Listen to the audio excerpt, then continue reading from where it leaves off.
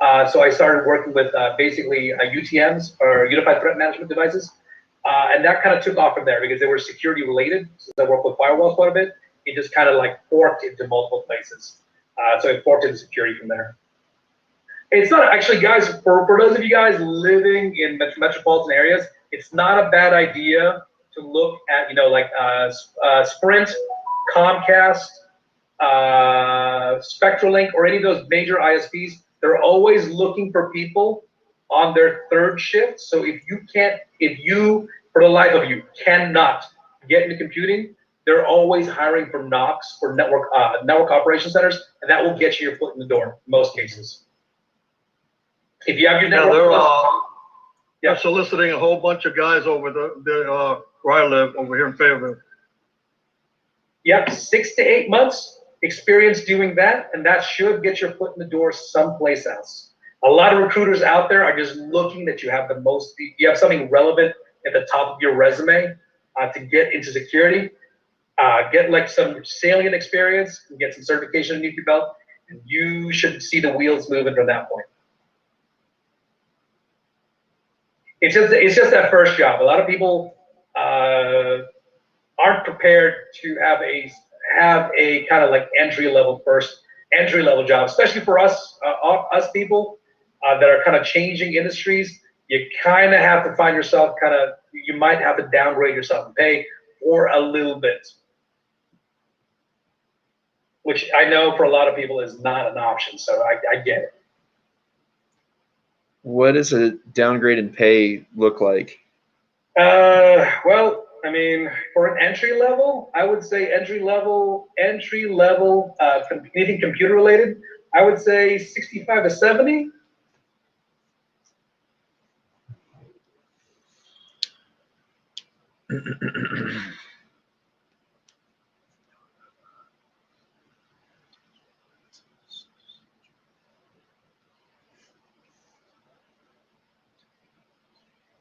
Oh, but if you one thing about the knock jobs out there, they do kind of lowball you in pay, so you might actually be offered something 50, 55, somewhere in that range.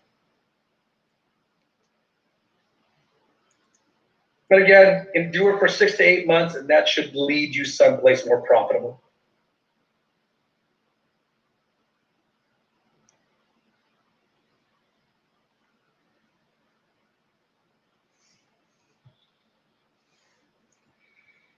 Oh, what do you mean? What do you mean? What is it called? A knock? Look for jobs. Look for positions over in knocks. Look for positions over in knocks. Network. Reach the sensors.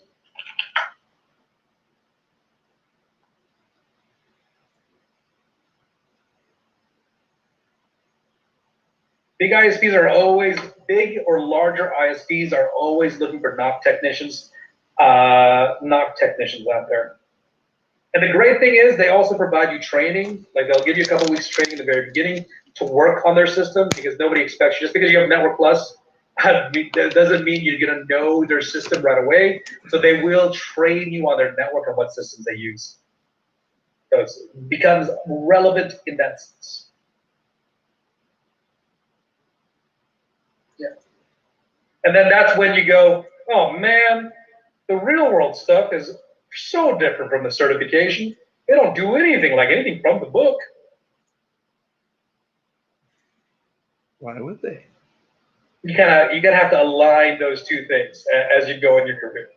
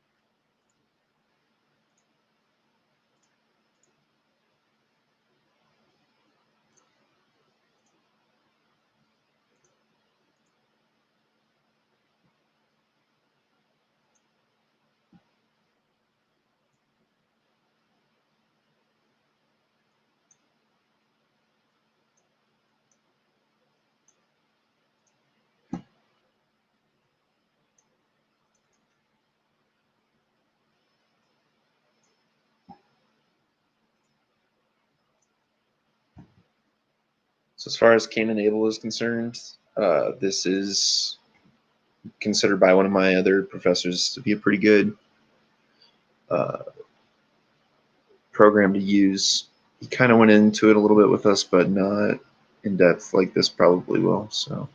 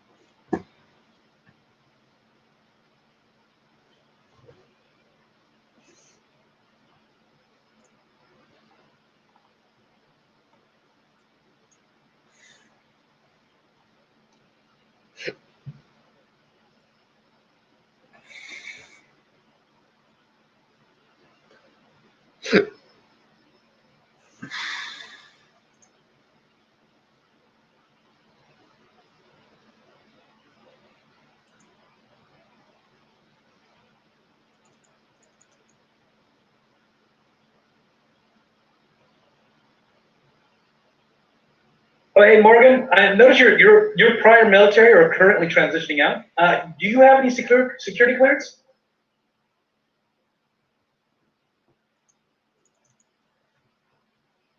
If you're talking, I can't hear you. Okay.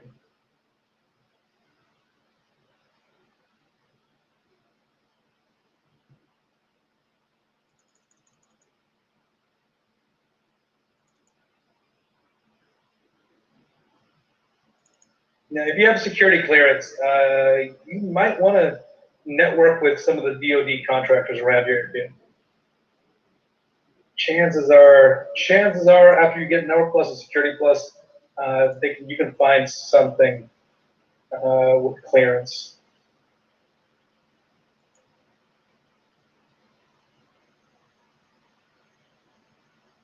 Oh, that is, yeah. Hindsight, right, Ray? I mean, you kind of have to be in the biz to make sure it doesn't get in there. Yeah. How old or how long has it been? Oh, geez. Oh, yeah, you're good, man. You're good, man. You're good. Does it give you any advantage to have a secret clearance, or is it only TSs that kind of get you the money? Secret still gives you something. Yeah, secret gets you in consideration. Secret gets you in consideration for a lot of jobs in the DoD. When you're working with the SIPRNet or anything like that, it's a lot easier to get into places like Lockheed Martin, General Dynamic, things like that. My last TS adjudication was 2014. Yeah. Well, the good news is if you had it previously, it should not be that difficult to get it reassigned to you. I'll tell you guys right now, General Dynamic is looking for people with TCT clearance, and they have been paying for people to get it completed. So if they're it's going to be, yeah, for those of you guys that are out there, that just transitioning out of the military that do have it, yeah, check out General Dynamic.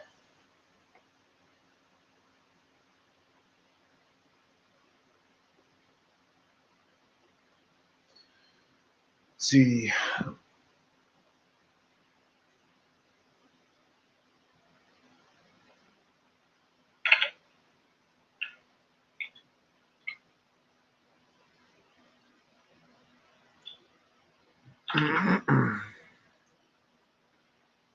Hello?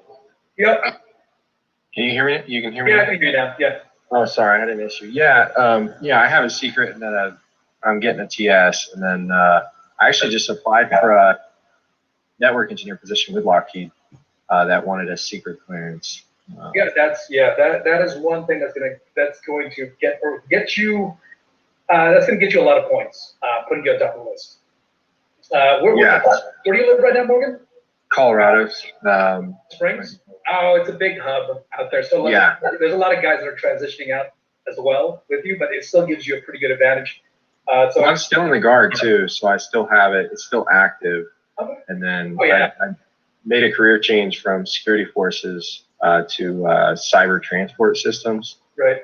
With Space Force. So I'm hoping, and they're going to waive my tech school because of Security Plus. So they're going to do on-the-job training. I'm hoping that plus Network Plus, A Plus, and the certs I have will give me a leg up trying to get a networking or network engineer job or something.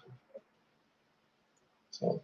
Cool. I mean, that would give you an advantage keeping your clearance, your nose clean. That is the way to go.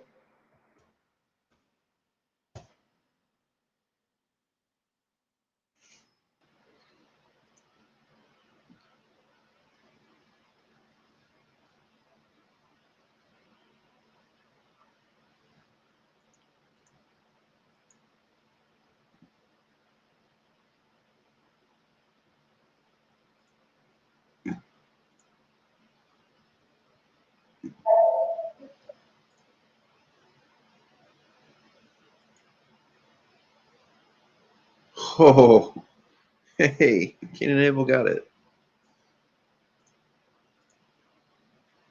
Love it when things work. Don't you? Hey, Aiden, have you ever worked for a SOC center?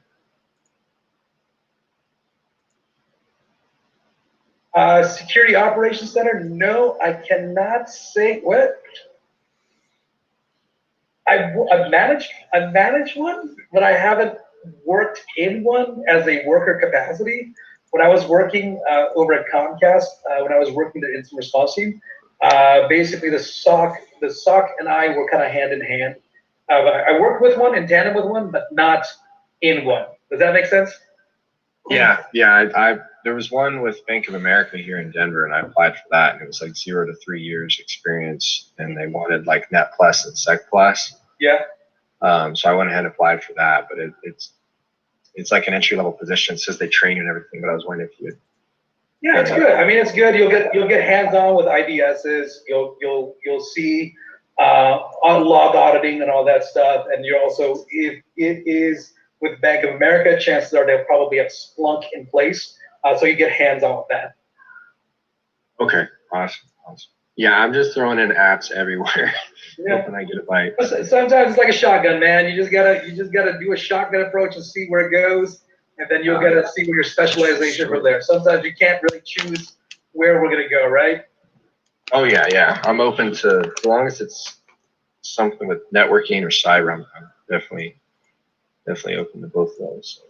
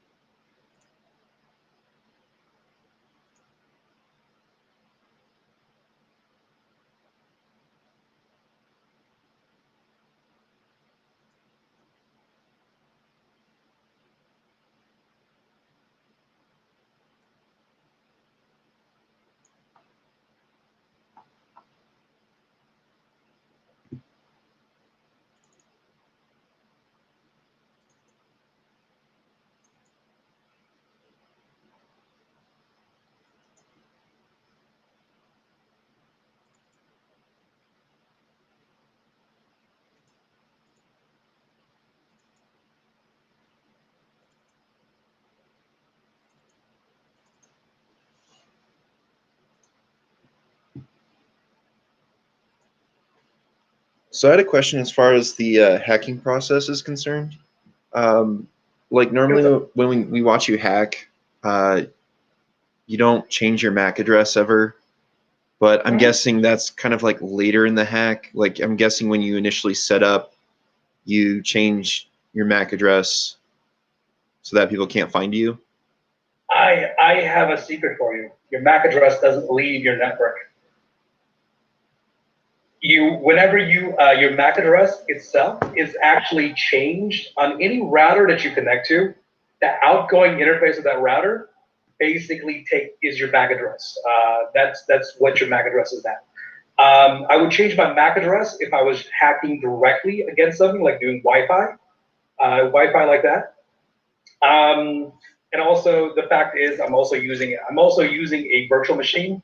So the MAC address is going to be reflected from the virtual machine MAC address rather than actually my hardware MAC address.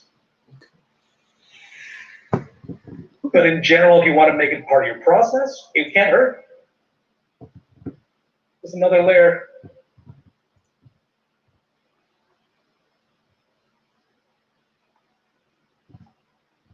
You have a follow-up question to that, Brandon? No, I don't think so. I just was trying to see if like how careful you would normally take approaching that kind of stuff. And when it comes to that, I mean, like I only do it when I get paid, so it's not like I'm worried about getting caught.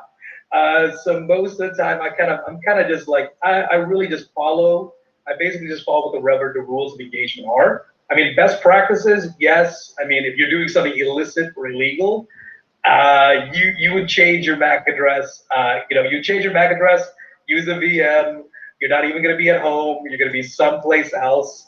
You're going to be as far away from your place of residence as possible, and using a different network. If I was doing something illegal like that, that would be my approach for it. yeah, I didn't know if like when you actively hacked a company's system, if there was like precautions that you would take as far as them not getting certain information from you if it found out who you were and tried to backtrace you. No, not really, because when you do a pen test, it's already known. You already have a point of contact over at the company, like a project manager or something like that, you're going to be talking to them throughout the entire process. It's not like you're going to be doing it in a silo. So usually you would disclose that information, be like, hey, just in case, just letting you guys know if it's a black hat attempt or double blind study or double blind, I'd still give my information on over to the project manager. Okay, like this is going to be my IP address. This is going to be the specifics of my system. This is what I'm going to be using. And afterwards, I'm going to go ahead and give you all my logs. I'm going to give you the image of the VM that I've used, and I'm going to go ahead and give you all that information because you disclose pretty much everything just to safeguard you, or if you're on a job, right? But I mean, if you wanted to make sure that nobody found you, I would set myself up a proxy chain first and foremost, and then I would also change all the MAC addresses if necessary.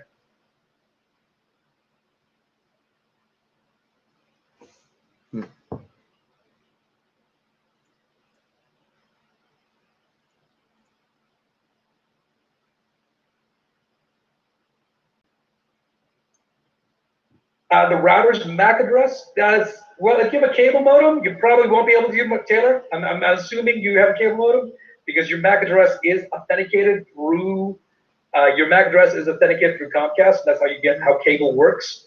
So you would not, I would say if you're going to be doing anything, you should not even be at home. Just because I'm on cable internet? Yeah, cable internet, the authentication is done through MAC address. Is that the same for DSL? DSL is done through PPOE, so there's a login and username there's a login and username in your ISP, in your router that authenticates your ISP. And what is that? Are those the only two options? Like, so is DSL more anonymous? No, I mean in a sense of what is more anonymous. In all reality, you're authenticating to your ISP, right? No matter what, you're authenticating to your ISP. So if you're using Comcast cable modem, you're still authenticating your ISP. Your ISP is still going to be able to track what data is coming through you to them and through you to them. I mean, like if you want to do it from home, I would probably say turn on a VPN and then use a Tor network. That should safeguard you, but it's just so it will give you anonymity and confidentiality with your traffic. But if you don't use any type of protection mechanism, I mean, the data is there. Whether or not someone can put it together and identify who you are, that's really dependent on the ISP's ability to parse their real-time information. I guess lately I'm curious about how much data ISPs have, because a few days ago I decided to try torrenting for the first time in years, and all of a sudden, for about 30 minutes after it was going for, I don't know, 10 minutes, for about 30 minutes I had no internet. Really? Did you use a VPN? I used a VPN and DuckDuckGo for all my searches. Yeah, I'm using Nord. They could, I mean, like, sometimes I think they could be working together. I do sometimes see, like, when I'm using my VPN, I sometimes and I use Google. Sometimes they think that something is up because they'll ask me to do a CAPTCHA because they say that there's a bunch of information coming from my machine that doesn't seem regular. So they're definitely watching. They're definitely watching. Who asked you to do a CAPTCHA? Google did. Google, okay, yeah. Yeah. So they'll ask you to do a CAPTCHA on there. They might, I mean, like, the way how computers are now these days, they can do a user behavior analysis on you. You can do it in the UBA and say, hey, this guy never uses the VPN. All of a sudden, he's using 15 gigs of data over VPN. Does this look weird to you? And I'll tell you right now, most ISPs really won't care. Most ISPs don't really even care if you pirate anything. The only reason they care is because they get a letter from the DMCA stating that you were downloading something. Aside from that, they don't really care. But they shouldn't even be able to know that you're doing that if you're using a VPN, right? They shouldn't be able to, but they will know that they will know through UBA or user behavior analysis that usually Taylor does not use a VPN, which is going to be on UDP 500, and they will be able to say that, oh, they're using SPI or something like that. I really don't think that they did throttle you on purpose. In reality. All right. Oh, by the way, if you guys need the CH test again, I don't think they were throttling you on purpose. So it just came back up. Could just be a coincidence. Oop. CH assessment, AC Council. There you go. All right, guys. Again, somebody just was asking for this for the assessment. Give this a shot. There you go. Take that. Take that. And guys, though these questions are almost identical to exactly what the look and feel of the test is going to be like.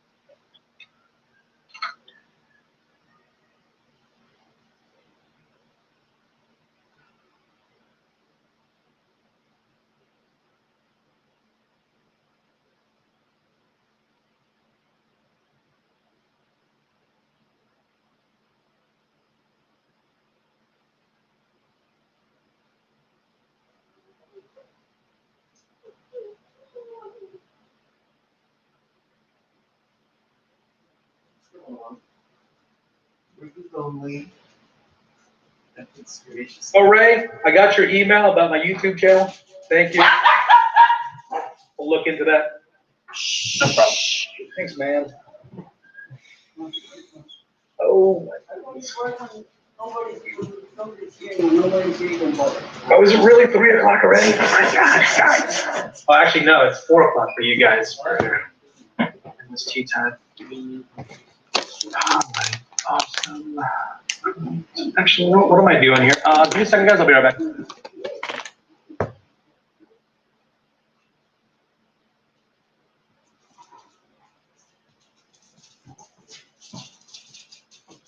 What are you doing?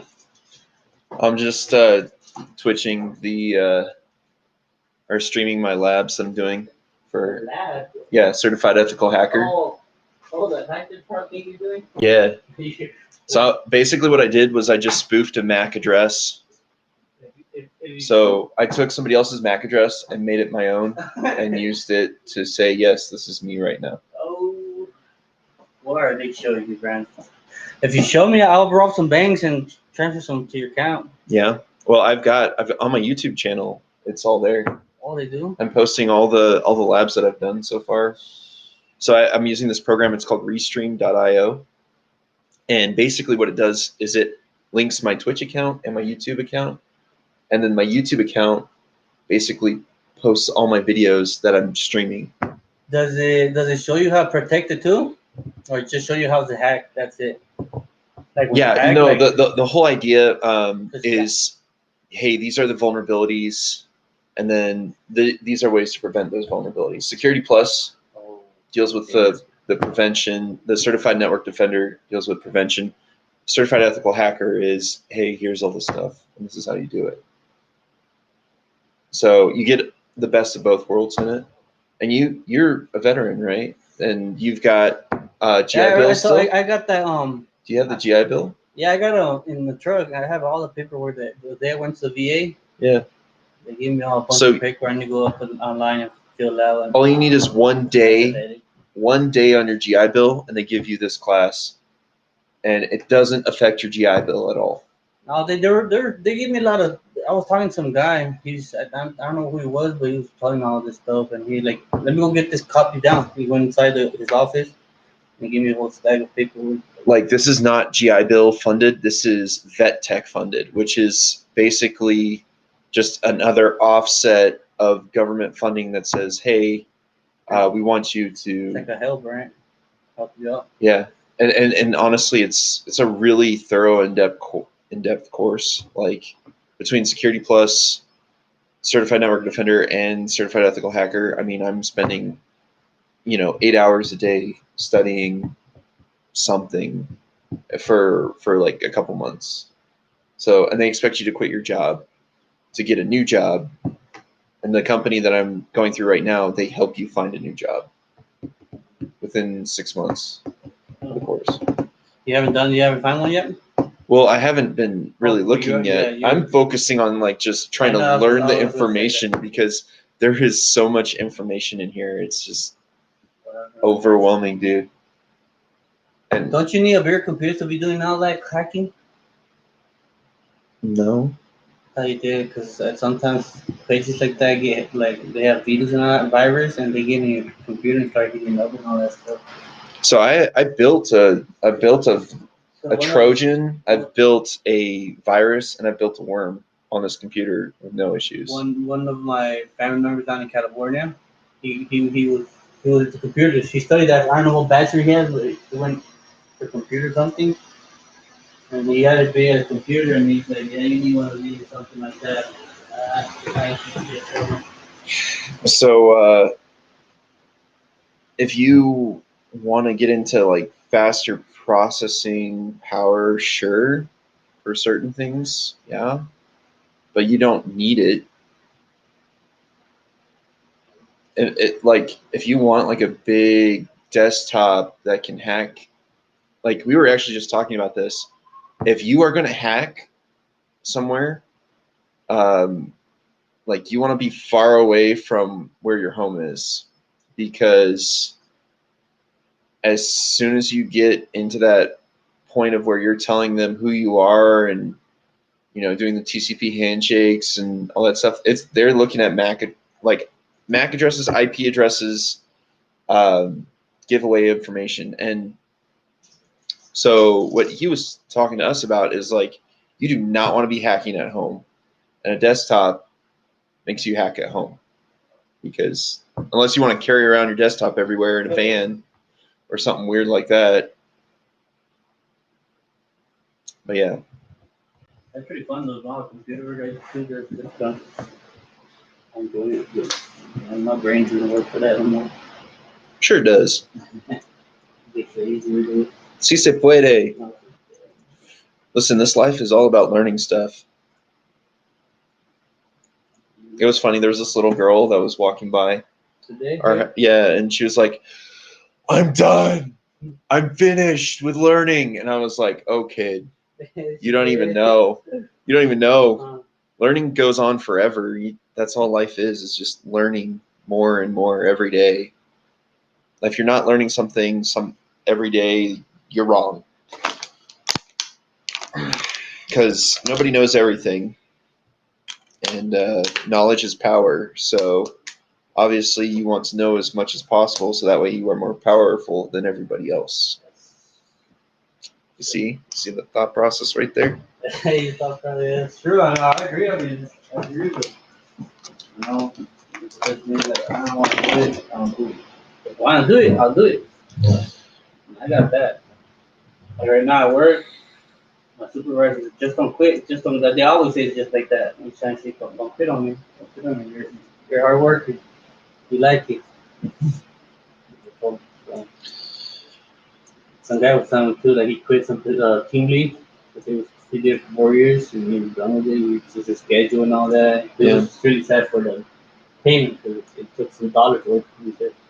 Mm-hmm.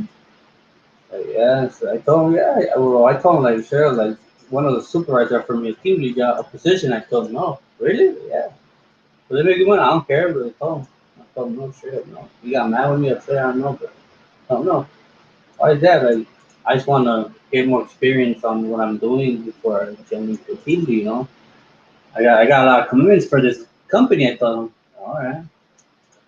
It's just, I know it's success, it feels great, and constantly accomplishment does too. But I'm not going to jump into a position that I know needs a lot of experience. All the team leads I know, I told them like have about 4 or 5 years experience. I don't have nothing like that. But like he was saying that if you got a brain to it, you do it. You got a brain to do it. But not me. No, I said nope. No.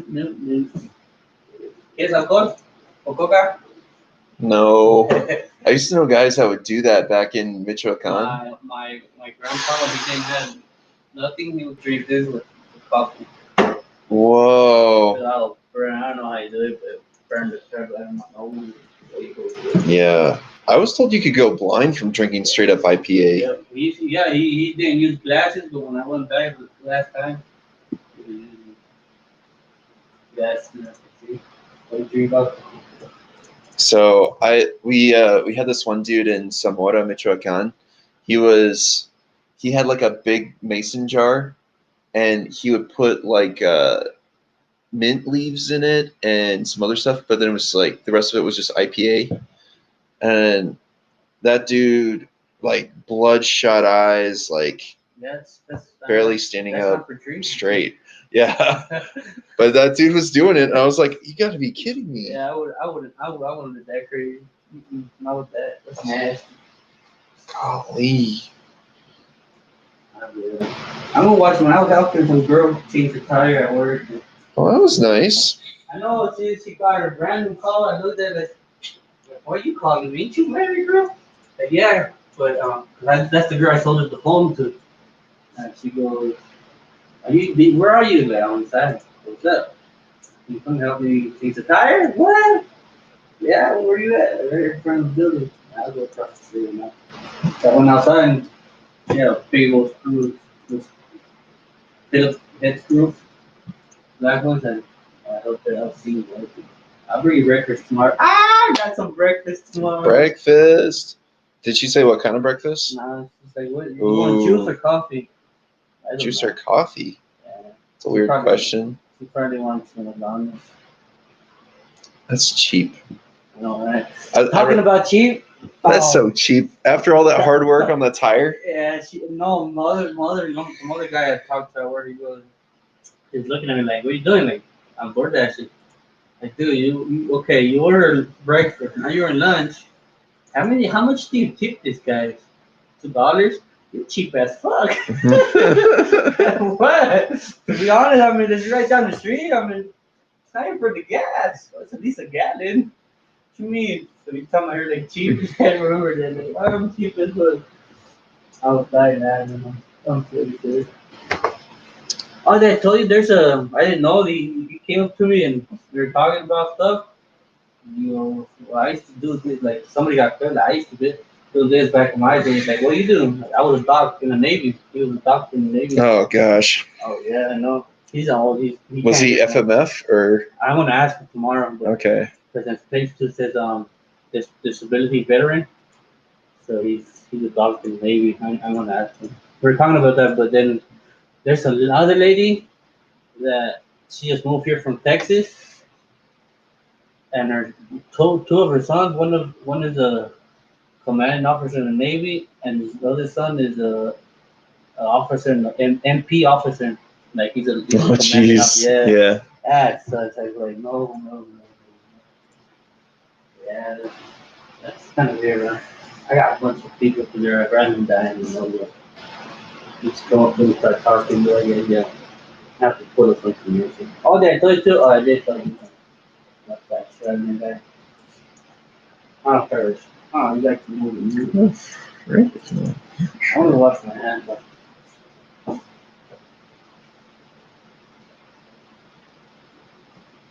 What is going on with my wire shirt right now?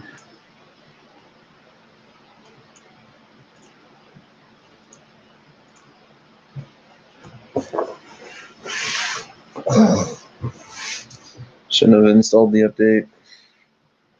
Should have just said no.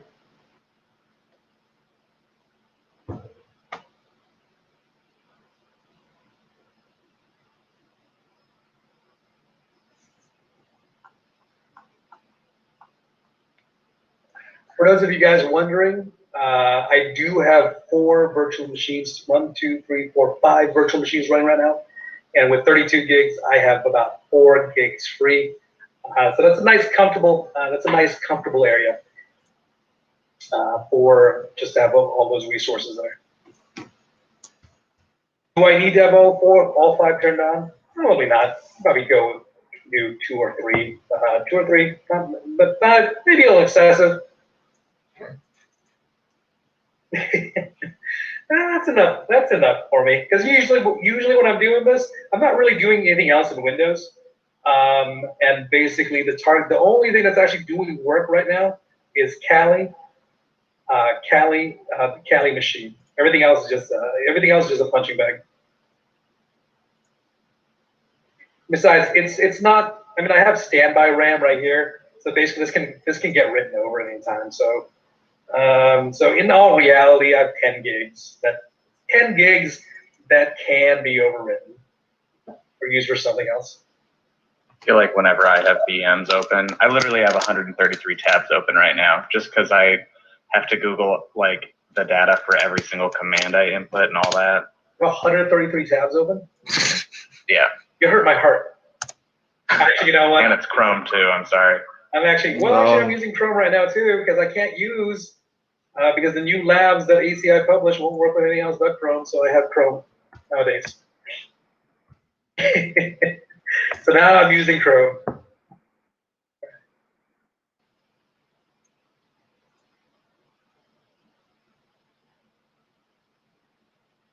Stop capturing packets. All right, click file, save as.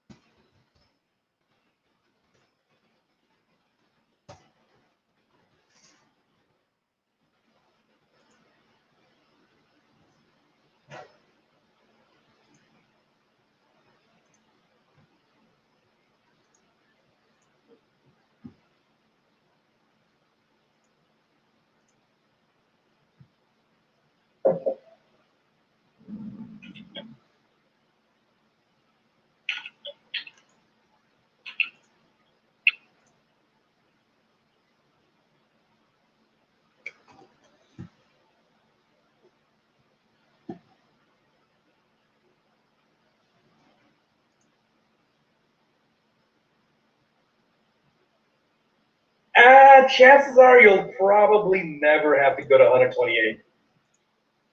Yeah. Well, yeah, 128 would be my dream. 128 would be my dream forensics machine. Anything above that, you're basically just it's essentially a server after that point.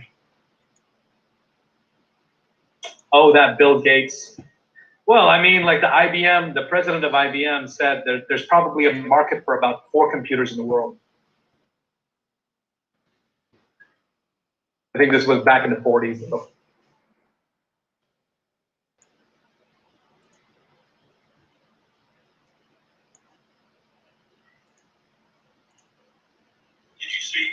Show us how to hack the box tomorrow. Yeah, we'll do Hack the Box. We'll do more Hack the Box tomorrow. Cool. All right. Oh my gosh, Get there it. it is. Spent so much time going through all that. Anyways, yeah. So Wireshark works. See what we got here. Sniffing out passwords, Oh yeah. usernames. Yo, check this out, guys. It's been insanely great. It's got a 28.8 BPS modem. Yeah? Display? Active matrix, man. A million psychedelic colors, man. Baby, sweet. I want it. I want it to have my children, man. Yeah, that looks crispy and dark. Yo, hit the light.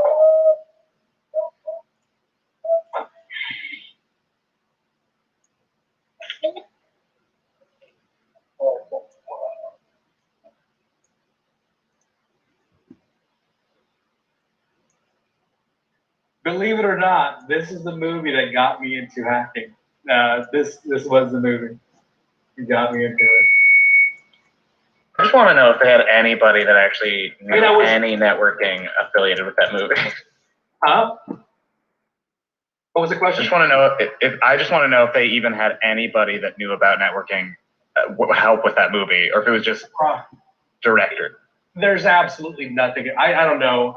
There's absolutely nothing plausible in that movie. there was absolutely nothing plausible. Even I mean the Gibson. I mean like I'm assuming the Gibson was an homage to Stephen Gibson, but I can't tell anything in that movie. It just was so cool. Back when I saw it when I was a kid, and I was like, man, hackers can do all that stuff. What?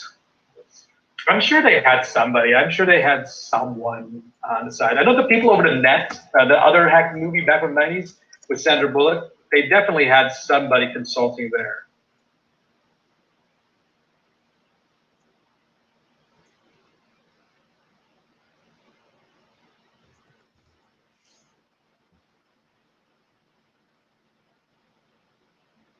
I wish I would have known that back in the 90s because I definitely had spiked hair and lots of tips. And you have to dress in like pleather. You have to dress in pleather, and you had to be really, really eccentric. Oh, you know what? They did when they were talking about the books. When they were talking about the books, the red book, the ugly shirt, the ugly pink shirt book, the Unix Devil Manual. Those were actually real. Those are real things. So somebody actually did consult on that. Black Box, the Black Box book, Blue Box book. Yeah, if you remember that scene.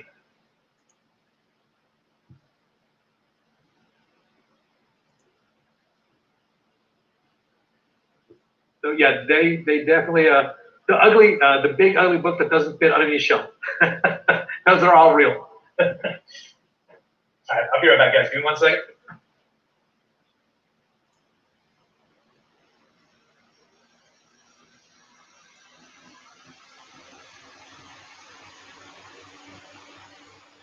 Yo, check this out, guys. This is insanely great. It's got a 28.8 BPS modem. Yeah? Display? Active matrix, man. A million psychedelic colors, man. Baby, sweet. I want it. I want it to have my children, man. Yeah, that looks crispy and dark. Yo, hit the light.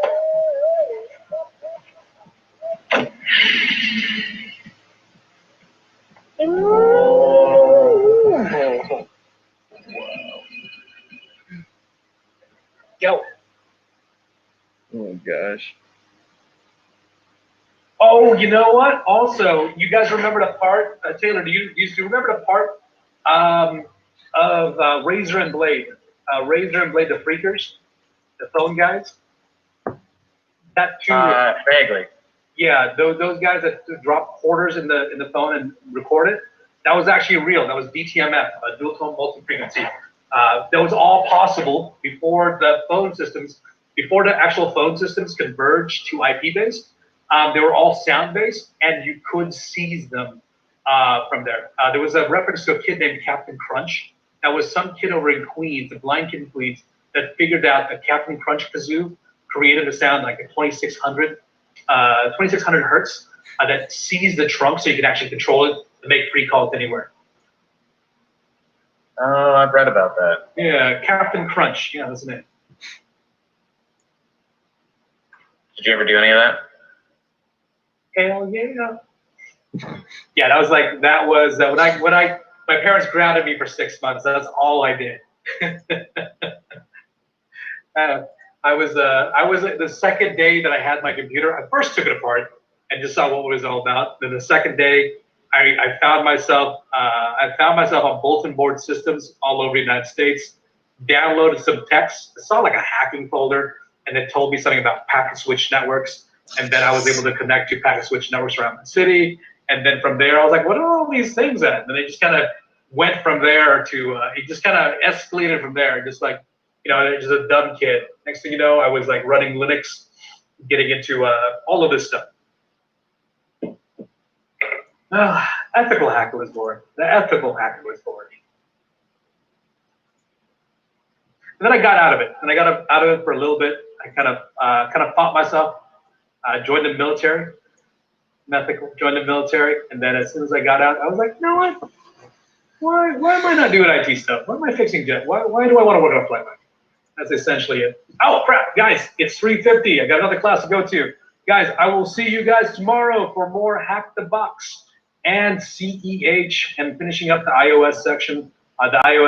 So be prepared for that. Have some questions for me about Hack the Box. If you guys want to connect tonight, download your actual. If you guys want to download your connection packs, that'd be great. But I will be doing some legacy machines or retired machines tomorrow. So I'll see you guys tomorrow. Have yourself a great night. Oh, Salmon. All right, I didn't take it even easy, guys. see you, Salmon Adios. L1. Good Hello. night. Later, skaters. Hello. My bad. You didn't pop up. The spam popped up. Spam message pops up, but Salmon L1 doesn't get any love. Are you kidding me? That's messed up, man. That's just jacked up.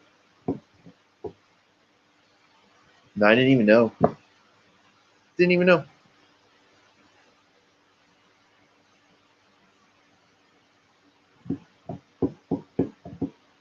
All right. Well, let's see what we got going on. Leave this. Leave that. That doesn't make any sense.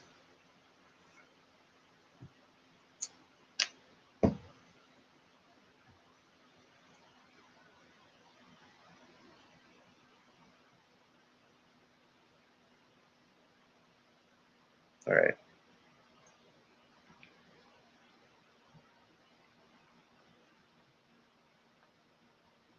Where? Let me see. This is.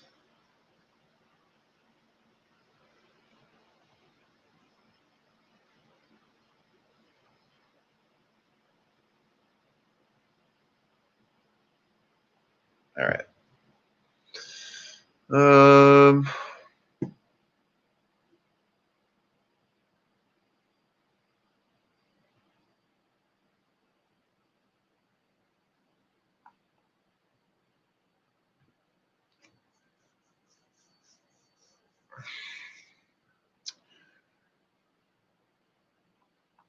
So remote packet capture is now running. Okay, we're good. We're going to close all open windows on Windows 10 desktop. This is Windows 2019. That's awkward. Oh, no. Now launch Wireshark by double-clicking Wire Shortcut on the desktop. Okay, Windows appears. Click the capture options. So we're looking at capture options, icon from the toolbar.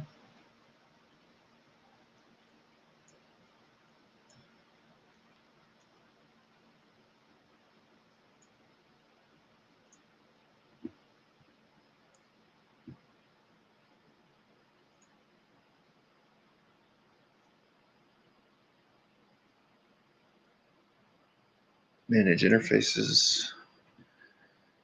Manage interfaces window appears. Click the remote interfaces tab.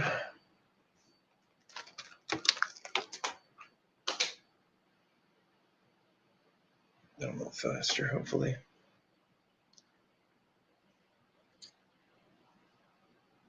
Add a remote host and its interface. Add.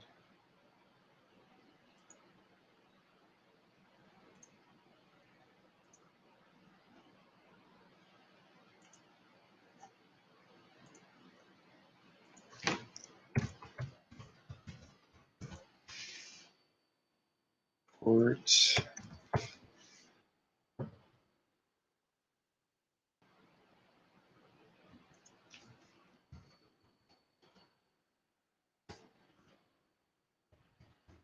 By the way, you guys see any passwords like this, or you have passwords like this, don't use them.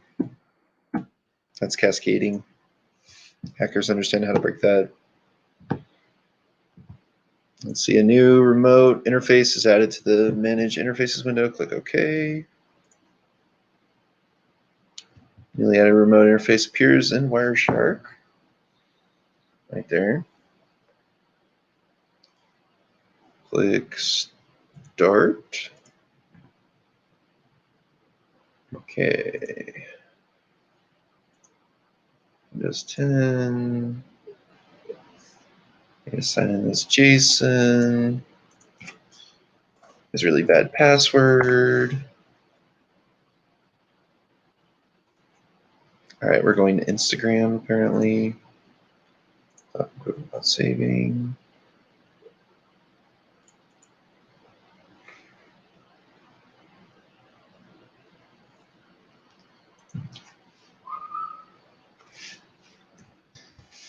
Check out my Insta.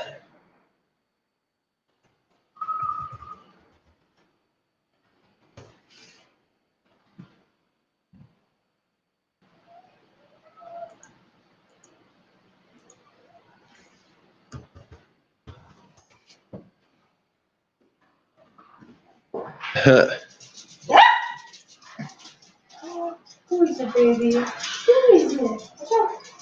Hi, baby. Oh. Yeah, mommy misses you. Yes, she does. Hi, sexy. Yo, Chicho, what up? Oh, Are you home? Oh, crap. How's it smelling yet? I don't know. Why is it smelly in here? All right.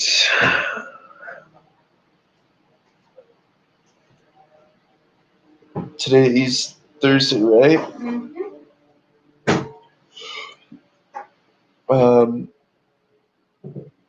Are we working out? Yeah.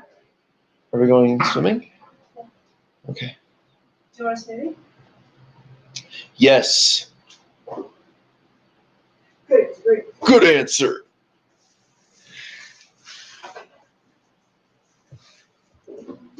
So for some reason,